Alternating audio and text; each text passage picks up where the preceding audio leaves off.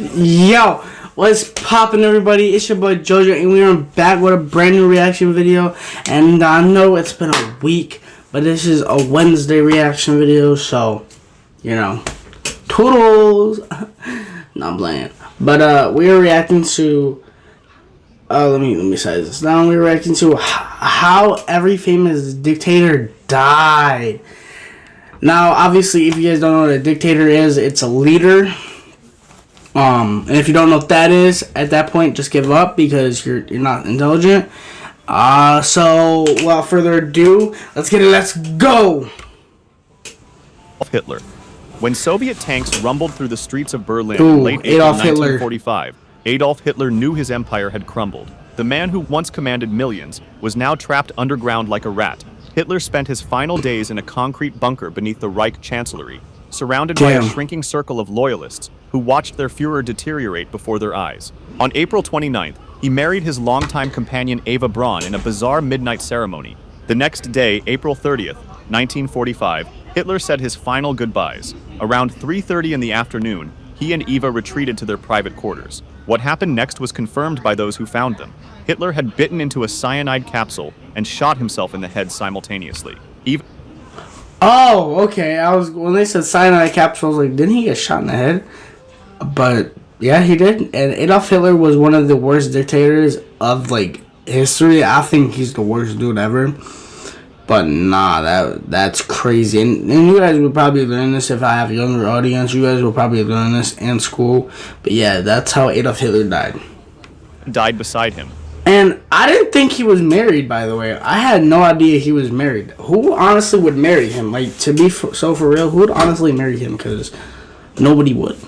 You know what I'm saying? Having only consumed the poison, their bodies were carried up the bunker stairs, doused with gasoline in the Reich Chancellery garden, and set ablaze while Soviet artillery boomed in the distance. The man who'd sent millions to their deaths in camps and battlefields chose to escape judgment by his own hand, leaving nothing but charred remains and a legacy of horror. He was 56 years old. News of Hitler's death spread across the world, marking the end of the European theater of World War II, and spawning decades of conspiracy theories about whether he really died or somehow escaped. Benito Mussolini. I don't even know who, but I'm not even about it. Benito Mussolini. I'm not even about to pronounce that. But damn, that is one of the wildest ways to go out. Shooting yourself in the head is crazy. You know what I'm saying? Crazy. Benito Mussolini spent his final hours running. The Italian dictator who'd once strutted on balconies preaching about a new Roman Empire was now disguised in a German military coat, trying to flee to Switzerland. On April 27, 1945, communist partisans stopped a German convoy at a checkpoint near Lake Como. Among the soldiers, they found Il Duce himself, the great fascist leader, hiding like a common criminal. Mussolini and his mistress, Clara Petacci, were pulled from the convoy and held overnight.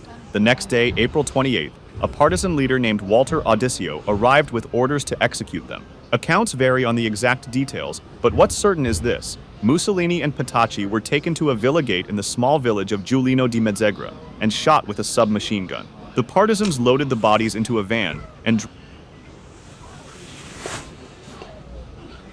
Damn, he got shot with a submachine gun. Damn! Gotta hurt. Them to Milan, to a place called Piazzale Loreto. This wasn't random. Months earlier, Mussolini's regime had executed 15 partisans and left their bodies on display at that exact location. Now it was his turn.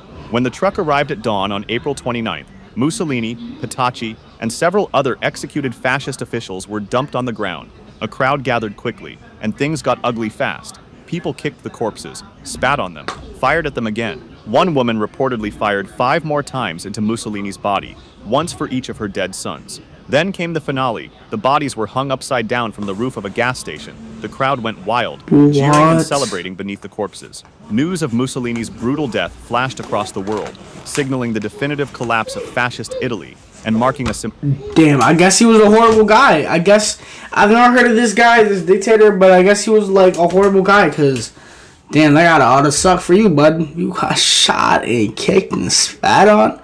That is truly disrespectful, bro. Symbolic turning point in the final unraveling of World War II. Kim Jong-il.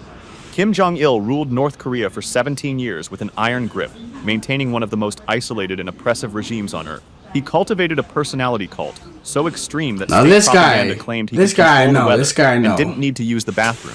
But in December 2011, the man who'd been portrayed as nearly superhuman died from something decidedly human, a heart attack. On December 17, 2011, My boy said, "Oh, Mark." That comment right there is gonna get me canceled. Not canceled because everybody's gonna love me. I'm a lovable guy. But yeah, no, that guy sucked. That guy sucked. Kim Jong-il was traveling by train through North Korea when he suffered a massive heart attack, reportedly brought on by physical and mental stress. He was 69 years old. North Korean state media didn't announce his death until 2 days later, on December 19th, claiming he died at 8:30 a.m. on his train while on a field guidance tour. The announcement described him passing during a great mental and physical strain while dedicating himself to the nation.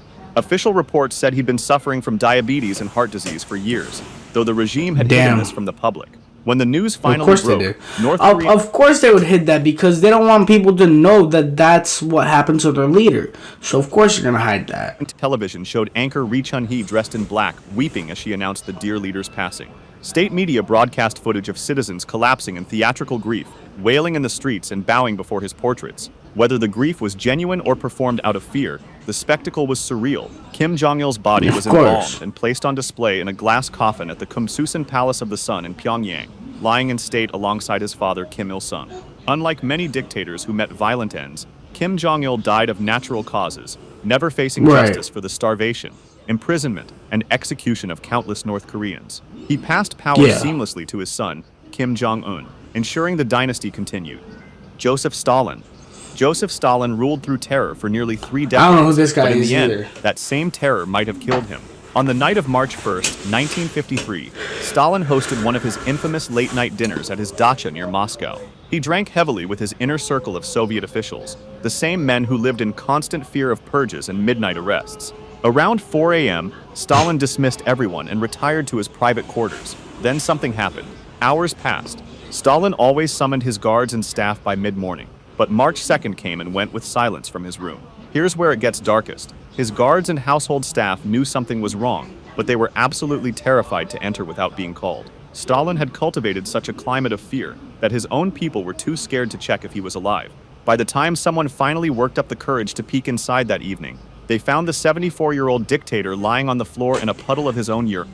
Okay, most of these guys have been a lot younger. And most of these guys were a lot younger, like 60s, 50s, and 40s. Most of these guys were a lot younger, but he was pretty old. So he probably must have died from natural causes or suicide. Partially paralyzed from a massive stroke. He'd been there for nearly 12 hours. It was a stroke. Medical help was summoned, but the delay had done its damage. Stalin lingered for days, unable to speak, his face contorted, slowly dying while doctors tried desperately to save him. Some historians believe his guards delayed on purpose. Others think his own officials might have poisoned him or withheld help intentionally. On March 5th, 1953, at 9:50 p.m., Stalin finally died.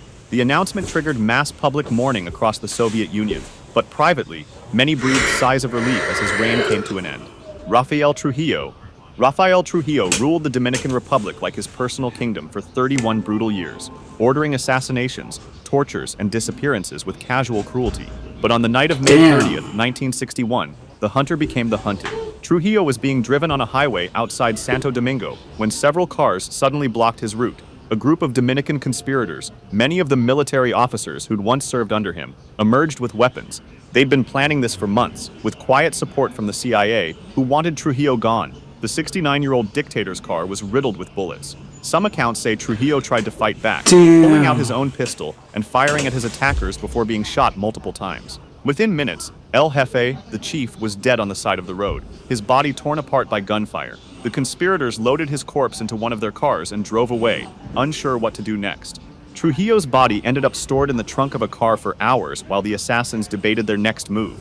Eventually, his remains were recovered by loyalist forces. What followed was chaos. Some conspirators were caught and executed, others fled, and the country descended into political turmoil. For a ruler so brutal, Trujillo's end was fittingly the same.